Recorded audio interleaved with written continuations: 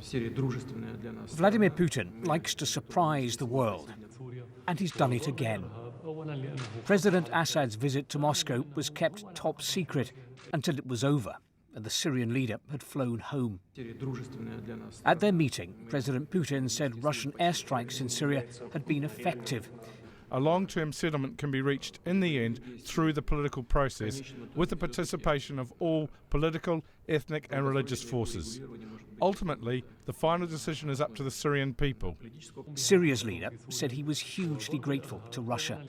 Terrorism, which has now spread throughout the region, would have taken much larger areas and would have spread throughout the territory and beyond if it were not for your actions and your decisions. This is what President Assad came to say thank you for: Russian air power.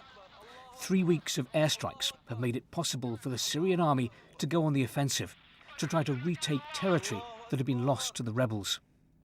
Moscow says that in Syria, its air force is bombing terrorists. The West accuses Russia of targeting opponents of President Assad.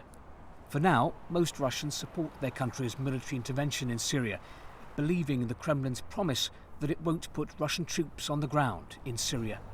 This was a brief encounter, but by hosting President Assad, President Putin was sending a very clear message to the West that Moscow is once again a key player in the Middle East and that there can be no solution to the Syrian conflict without Russia's involvement.